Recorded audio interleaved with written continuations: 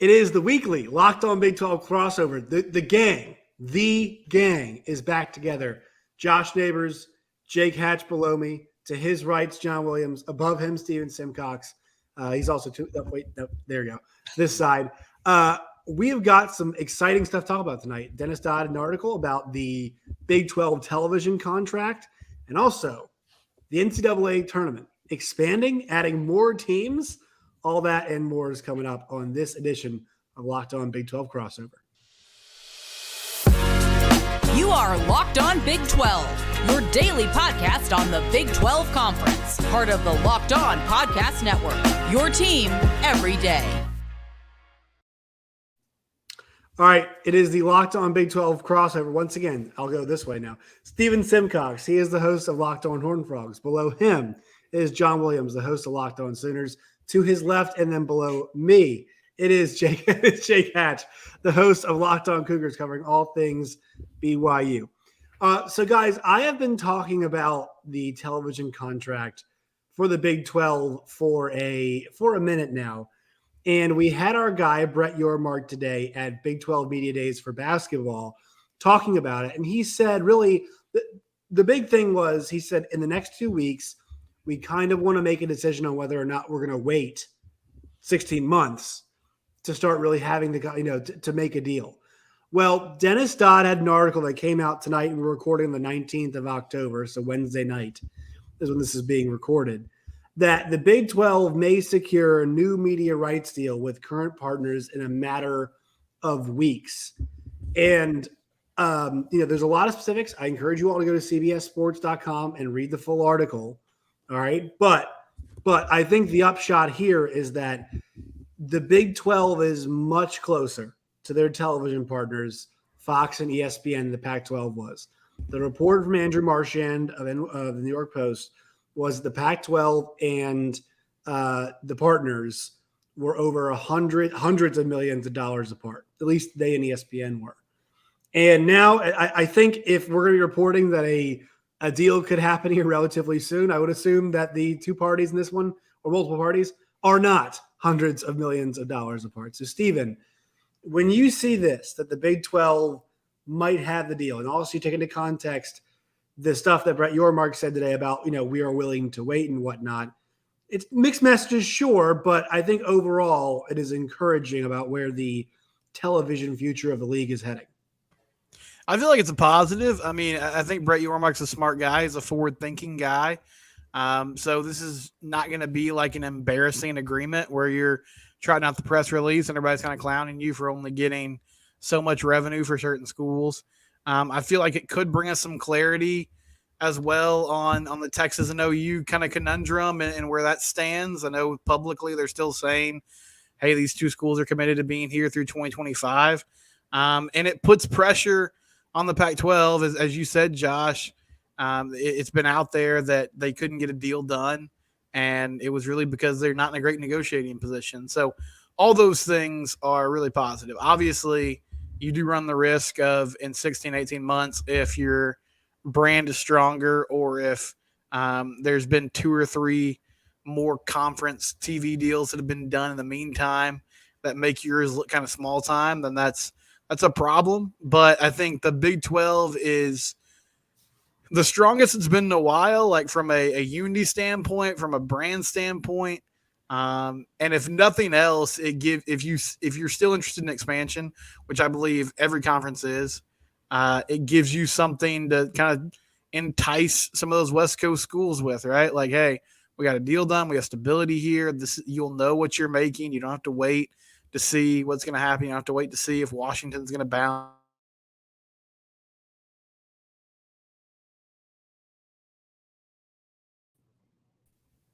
I'm just going to trust that Brett knows what he's doing and that he's going to make a smart deal for the league and not rush this. You guys would have lost me there for a second. I'm back. Don't worry. It's fine. I agree with everything you said. And Jake, I think one big part of this is J.B. Pollard, the Iowa State, I'm supporting Iowa State tonight. The Iowa State athletic director tweeted this out the other day that the average viewership for the Big 12, it's third in terms of the conferences, it is behind the SEC and the ACC for average viewership of the game. Now, some of that stuff might be because Big Ten Network and whatnot is where some of the games are being put. Also, let's be honest, some of those Big Ten games have been pretty crappy. And it kind of makes me think, like, really the thing about this league that we're talking about now is there is no Stanford. I know Stanford beat Notre Dame, but they've been horrible. There is no Colorado. There is no Arizona. There's no Arizona State. I know we're mentioning teams that might join the Big 12 eventually, but I mean like this season. And everything is so competitive. The games are so close. The games are so exciting. And I think this has been not a year that kind of turns the perception for television about. I mean, it could be, but like this has got to be a year that kind of is putting it on full display about how well the games can do for the Big 12. I mean, we had the late night window, right, with the Baylor and BYU game do monster ratings. We've had, I thought the ratings for the TCU Oklahoma State game were really good considering the fact that it went up against Wisconsin and Michigan State, who are bad but have gigantic fan bases, and also Tennessee and Alabama at the same time, and it drew over 2 million people. So I think this is not I'm saying it's a banner year, but the strength of the league, top to bottom, is a really encouraging factor that I think is making it easier to come to a deal with the Big 12 than it is for, say, the Pac-12 with the television partners. Well, yeah, and I agree with you on that. And that's the thing about this is a huge opportunity, I think, for the Big 12 to just send another shot across the bow of the Pac-12 and say, hey, neener, we beat you to the punch on this. And I think there's that the photo out there from Brett Yormark, that smirk at Big 12 football media days that is kind of making the rounds on social media when something from him comes up. This is a dude, folks. He's got this East Coast like cutthroat attitude. Mm-hmm. I think he is hell bent on sending a shot across the bow of the Pac-12, saying, "Yeah, I'm a player here. You guys should pay attention to us." Yeah, I think it's so. I mean, this is why I brought him in, right? This is like one of the main reasons they brought him in. And I thought it was really good today to see the comment that he made, like, we will wait. Like he said, we have numbers that we have to hit. We will wait, but in the next. Oh, go ahead, Jay. Go ahead. Well, I was going to say the other quote, when asked if he could increase on that 43 million payout that they've been, I'm a salesman. That, like the balls he had to make that statement on the record to Dennis Dodd. I was like, okay, this guy's got some stones. Right. I mean, look, it is his job to say this. 100% it is. There's a big difference between what he said about I can make this happen and what George Kliavkoff said when saying UCLA will regret going to the Big Ten. Like there's no universe where that makes any sense at all. Right. And look, it's going to be really difficult for the Big 12 to bridge the gap of losing Oklahoma and Texas. There's no doubt about it. Now, I will say this. With all the news that we've heard about all the people that they're hiring and all the different companies that they are involved with now the Big 12, they're trying to make it up in the aggregate. Like, this should happen the next 5 years. I want to see Iowa State basketball with a patch from the Corn Farmers Association on their jerseys. It should happen. It's a revenue stream. It can make a lot of money when you put 14 teams out there playing the major sports with patches on the uniforms. It needs to happen. John, in your case, talking about the Oklahoma and Texas aspect of this, Fox is saying no dice. They're not going to give up their Oklahoma and Texas programming, nor should they, without fair compensation back. And so it seems like Oklahoma and Texas are locked in now.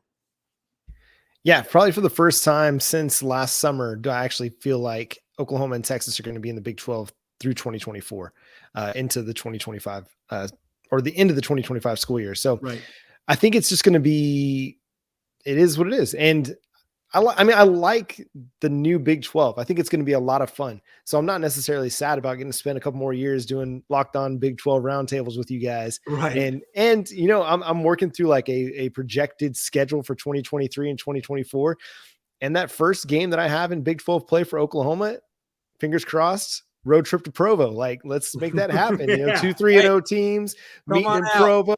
Oklahoma, BYU, that'll just be a lot of fun. So I think there's a lot of really fun options in the future Big 12. Like I said before, many, many times on this show and on our show on Locked On Sooners, I just wish they would have made this expansion happen earlier to where we could have had these top football programs, at least top mid-major football programs added to the Big 12 to strengthen it. Brett Yormark's in a great position. The Pac-12 does not have solid footing. The Big 12 does. It may not have the blue blood programs that the Big 10 or the SEC or the ACC have, but it has a lot of really strong programs. And I think we're seeing that this year, top to bottom. It's a very deep conference. In my opinion, the deepest conference in the country. Even though Iowa State doesn't have a winning conference play, they've got the best defense in the conference. Those 4 losses by like 3.5 points per game. Yeah, combined 14 points, all 4 losses. And so like you can't sleep on Iowa State just because they have they got the win over Iowa. That's huge. So like top to bottom, the Big 12 is doing a great job right now of advertising their product to the potential media partners to say, hey, let's get a deal done. And I think Brett Yormark's in a great position. He can get a really good deal done right now while the Pac-12 is floundering, or he can say, hey, we feel really good about our bargaining position. We're willing to wait. And he talks about being a salesman. Like that is negotiation. You don't jump at the first deal if you don't like the deal. If you've got time, all that's going to do is just escalate the price. I equate it kind of to quarterback contracts in the NFL. You can sign a deal now and get a really good contract and get paid, or you can wait 2 years and watch everybody else get paid, and then you get paid more. So I think the Big 12 is still going to be in a really good spot because even though they don't have maybe some of the major media markets like the West Coast has, they've got football powerhouse, like football towns, like college towns that are going to do nothing else but watch football on Saturdays from in 4 separate windows too, right? I mean, from Iowa State noon, to 3, 7, 10. Yeah, from Provo to Orlando to Cincinnati to Morgantown to Lubbock, like everybody is all in on college football on Saturdays. It doesn't matter if you're a great team or not. You're going to have people watching. You're going to have people coming to the games. And the year when Kansas steps up and starts playing really good football, you're going to sell out that and you're going to have college game day to go to Lawrence. So a lot of really good things happening in the Big 12 country. I think it's great for the conference. Again, Oklahoma's leaving. I am excited about what is coming for the Oklahoma and the SEC and the potential matchups there. I am going to miss some of the things that Oklahoma could have had in the Big 12 had it stayed or had the Big 12 expanded earlier. I think the Big 12 is still a really strong conference, has got a great football brand, and is going to continue to build on that throughout this season and then in seasons to come as just the depth continues to increase. Yeah, I think it's a great point with waiting. And the other thing about waiting, guys, is like it's not just Fox and ESPN that are waiting at the end of the tunnel. It would be somebody else. And I say this podcast is awesome all the time. I think you guys should all go and listen to it out there. John Oran and Aaron Marchand do a great podcast, sports business podcast, and they basically are now doing weekly updates on the Pac-12 and the Big 12 and where they stand right now. And the Big 12's positioning, I mean, they opened the window a little while ago, and it sounds like they could get a deal done here if they want to. The Pac-12 did not. I mean, they made it out of their window, and I'm not hearing a whole lot. Not hearing a whole lot in terms of like what's coming their way.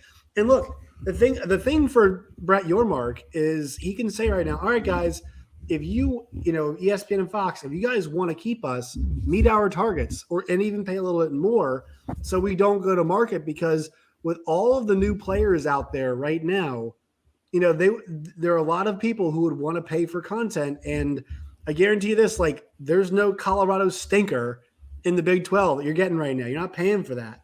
I mean, we saw Thursday night in Morgantown, West Virginia, and Baylor was an absolute, I mean, somebody said it was like setting off fireworks inside of a hallway. Like that, while the god-awful Bears game was going on against my Commanders. So, that's part of this. And I think it's interesting. I am really curious to see if they go full bore and put it all on Fox and ESPN. Yeah, I mean, I think we're all kind of agreed. Like, we saw the wave, the new wave come. Really curious if it's all going to go to Fox and ESPN. But I think with them losing all the Big Ten, ESPN at least, a lot of holes that need to be filled. So there is that. Go ahead. Yeah. Let me add one thing. It doesn't necessarily correlate completely, but out here in Utah, we've got the Utah Jazz. Their streaming options have been frankly awful for the better part of 3 years now. And their new owner, Ryan Smith, actually was on my radio show today talking about that. And he's also now part owner of Real Salt Lake in Major League Soccer. And they just sold all of their rights to Apple. And I think most people out there know about this. And he made the comment, this experiment, what MLS is doing with their rights, giving them all to Apple, all streaming, all over the internet, he says it's going to be a case study that all of the other leagues are going to look at here. And you can guarantee Brett Yormark, the Big 12, and every other league out there is going to pay very close attention to how MLS does early on with that on Apple. And it probably is going to kind of, I think, set the framework for how streaming is going to play a role moving forward with regards to these media rights. Yeah, it's the first full all out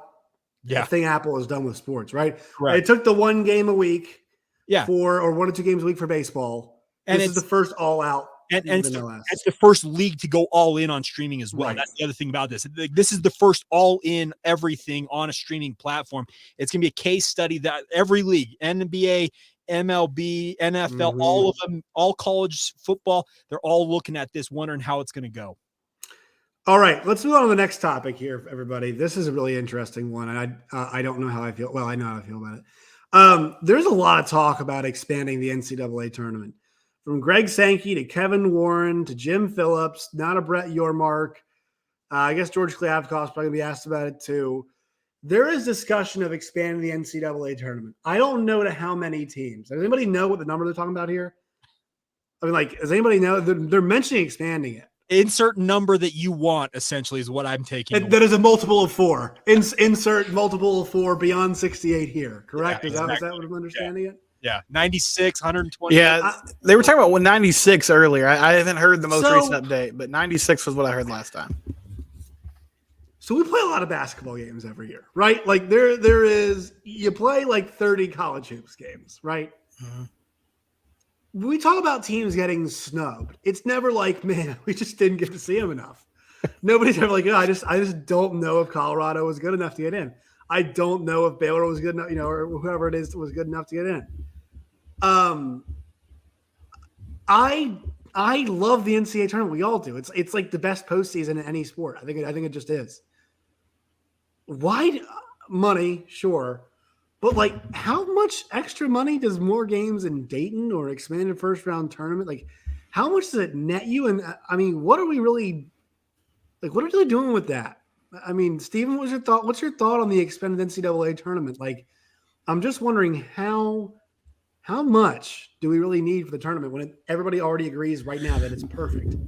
Yeah, I mean, it just seems completely unnecessary. Like, is this all really just because Buzz Williams and Texas A&M didn't make the NCAA tournament last year? Like, that's who we're saving, the Texas A&M basketball program. And listen, I know a lot of Aggies in my life.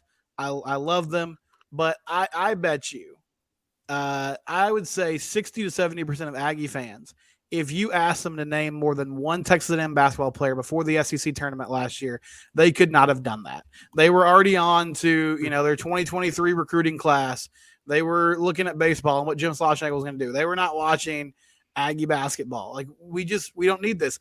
I think the play-in games were kind of a nice addition. I don't typically watch them, but if you want to watch that on a Tuesday night, it's there, right? And then you get into the real tournament, and it's perfect. It's Thursday through Sunday, those first 2 rounds.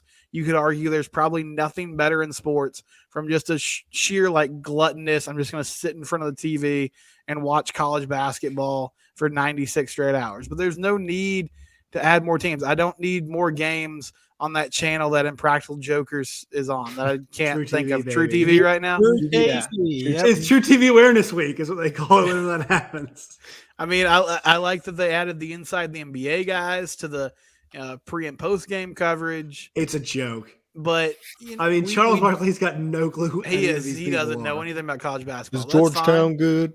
Yes, yeah. He's like, what's Patrick Ewing doing? But to answer your question, though, it's unnecessary. Now, will we watch it? I mean, probably. It's sort of like Thursday night football every week. Like, we complain about it, but also people are still watching it. And the NFL continues to do it. I'm sure they'd make some money off of it. But, who are we saving here? Teams get snubbed. It's unfortunate. They complain about it.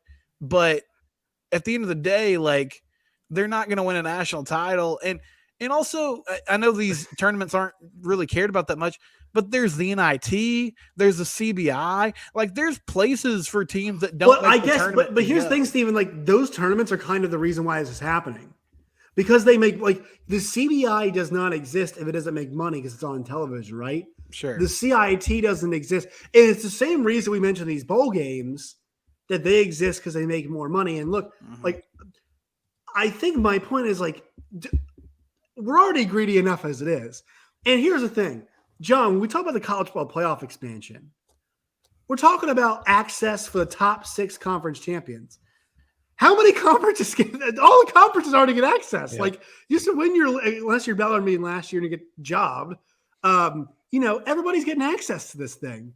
So, like, and I'll give you guys, here are the top 4 seeds last year from the last year's NIT: Dayton, Oklahoma, A&M, and SMU.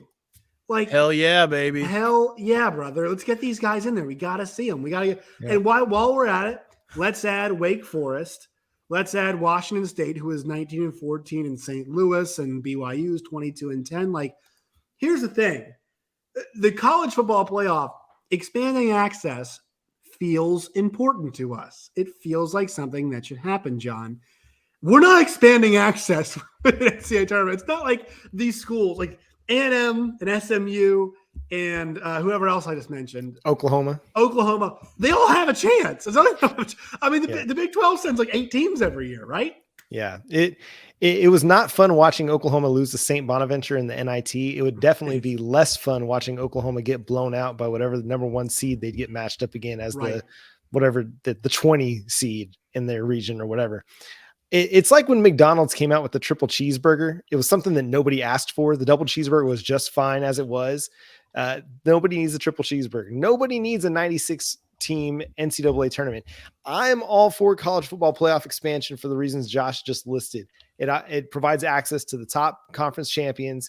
It gives everybody a little bit more to play for throughout the regular season. If you have 2 losses, you're not automatically done. You have options.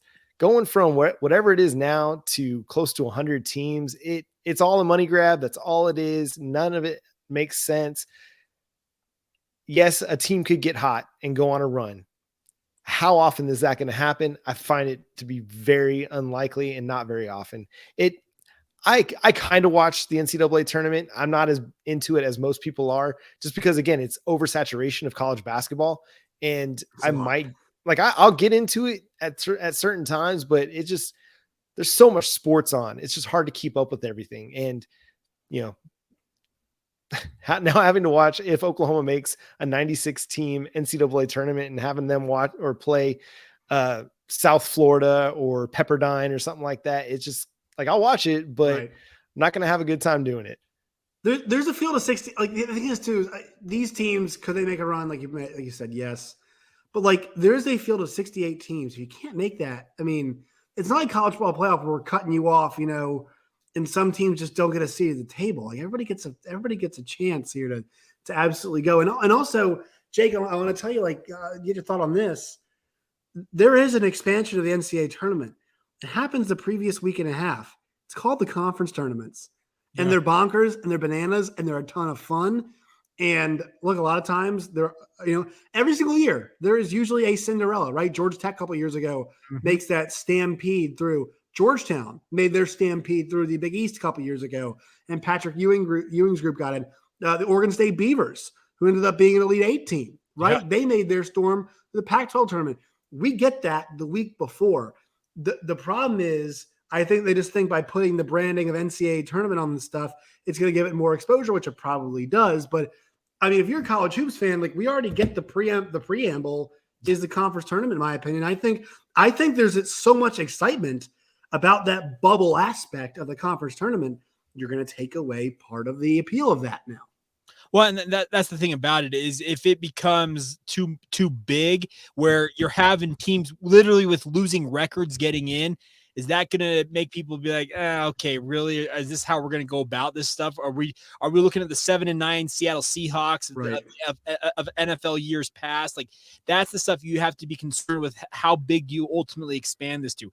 I can speak frankly for BYU's sake, because I really think they face a huge uphill climb to compete in this Big 12 with regards to basketball. Like, frankly, if BYU finishes in the top half of the Big 12 in their first 5 years in the conference, I'll be absolutely floored. That's just my personal opinion on the matter. But an expanded field would give them more hope of making an NCAA tournament, and that's kind of the trade-off you make here is how many fan bases are you going to give that legitimate hope to? Because we're seeing the college football playoff expansion in college football with 12 teams, you give a lot more fan bases hope of making that field. So now it's kind of the same thing with basketball, but you don't want to make it too big because if you have let's say a 13-17 Oklahoma State one year makes the tournament, people are going to be like, really? That's a tournament team? Is that what we're really going for here? That's the risk you run.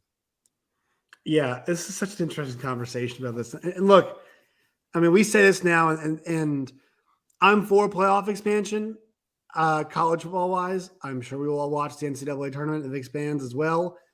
But when you trade excellence for access, that's fine to me. We're talking about 4 to 12, and you're expanding access.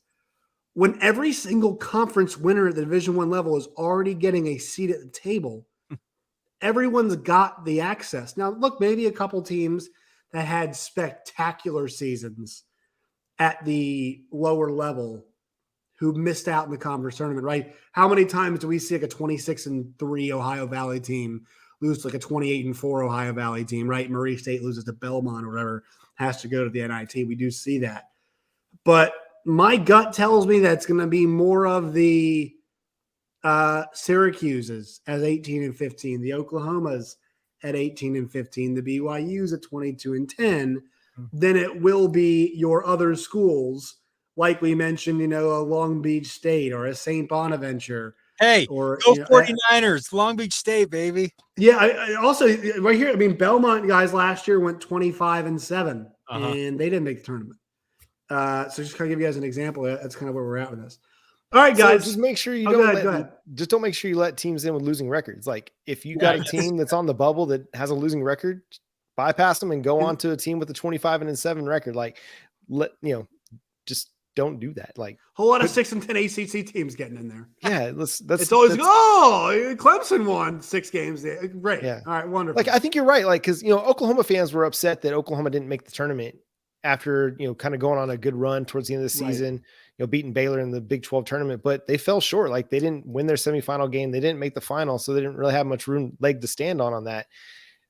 Have a better regular season. You have a better chance of making to the NCAA tournament. I think it just I know it's the thing that everybody argues with college football playoff is that you water down the regular season.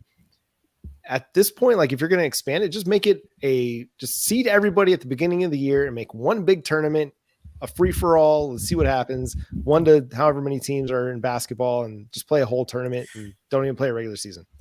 It is like a good benchmark. Like if you're a Power 5 coach and you can't get to a 96 team tournament in like 1 or 2 seasons, it's just like automatically, okay, we can fire this guy. We can move on. Is the SEC a 13 bid league? It's like, oh my God, what? Yeah. See 13. 7-12 in the league gets you in this year. It's like, what are we doing? Yeah. You beat Alcorn State 5 times in non-conference. I guess we would slide you on in now. I mean, it's frustrating. It's frustrating. It's so funny because we're having these two conversations. The college football playoff conversation was this like necessary conversation that we had, right? And all of a sudden it's like, well, are we going to have 108 teams in the college basketball? They was like, what? Like, well, what? Why? Like, there's no reason to. Nobody asked this. Like, people. Jim Phillips is like, people are asking, who Jim Boeheim? Because he threatens to retire every year, and his team goes 18-16 and doesn't make the damn tournament. Like, that's all who it is, man. People are stopping Jim Phillips on the street, and they're like, when are we getting more NCAA tournament teams? Jim, we need all 4 Tobacco Road teams. We really need to expand the NCAA tournament. I want to see the playoff in there every year. Hey, as a guy who's had a team in the West Coast Conference for the last however long they've been in Independence, 12 years for BYU, I can tell you, San Francisco, San Diego, Santa Clara, those programs like, yes, expand. We want to go 20-12 and get in, please. And that makes sense. Like, because they got their ass kicked by BYU by Gonzaga for Gonzaga, since St. the Mary's Vietnam War. I mean, yeah, right. And so like for those schools, it does make a bit more sense, right? Because besides load up their non-conference schedules, like what can they do? Because any loss they really receive is a bad loss, and any win they have is always going to be graded on a curve.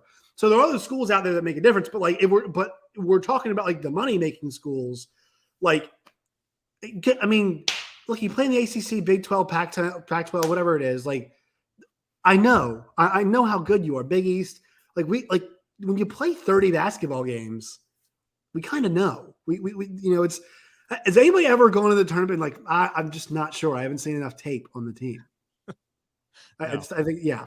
All right, time to plug. I know everybody has children they have to get to. I have a dog I have to get to. Stephen Simcox.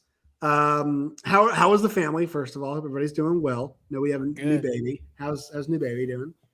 We're good. 1 month old is, sleeping in like 4 or 5 hour stretches now. So that's great. It's a great update. And he's experiencing a TCU Horned Frog renaissance in football. So this is a really wonderful welcome to life for him. I'm at Simcox Steven on Twitter. The show is at Locked On TCU. Locked On Horned Frogs. You can subscribe on YouTube. Big game, night game against Kansas State coming up on Saturday evening. On FS1, yikes! FS1, get bumped by baseball, but yeah, we're putting out plenty of content previewing that. So follow me and all those accounts there. Can't wait to hear your infant child's thoughts on Max Duggan's development. John, where can people find you and your work? Yeah, you can follow me on Twitter at John9Williams, and the show is Locked On Sooners everywhere. And Steven, I hope your kid does better than my kid. My kid always wants to be the front runner. So when Texas was leading 35-0 against Oklahoma a couple weeks back, my daughter Ellie is just wanting to, yay, Texas! Blah, blah. Like, shut it, man. Yeah, my 6-year-old we had to explain to him last week. He was like, "Well, we root for the Cowboys every Sunday, so I'm going to root for the Cowboys." And I was like, "No, these are different Cowboys. We don't like these Cowboys." We've had a lot of talks about loyalty every Saturday this year. So, good stuff. Does your child understand, Steven, that they're like different Cowboys? Does he understand the concept? I mean, he was confused on Saturday. It was really throwing him for a loop. He's like, "Why are they playing today? Why are they wearing orange? And they're going to play on Thursday when?" Cooper Rush looks different, Dad. He can run. Cooper Rush looks much different, Dad. That's what you say about that. All right, Jake, we're going to find you in your work. Well, I think we've established that Baby Simcox is TCU's lucky charm. Yes. For certain. But all things BYU, you can follow me, Jacob C. Hatch, on Twitter, Locked On Cougars on Facebook, Instagram, or Twitter as well. And it's Locked On Cougars wherever you get your podcasts, and also on YouTube. Georgia State highlights have popped up. All right. You guys can find me on Twitter at LOBig12. Find me personally at @JoshNeighbors_. Get the show wherever you get your podcast and on YouTube as well. Comment. Let us know what your thoughts about an expanded NCAA tournament and also about the Big 12's potentially impending TV contract. All right, gentlemen. It was a pleasure. Talk to you guys soon.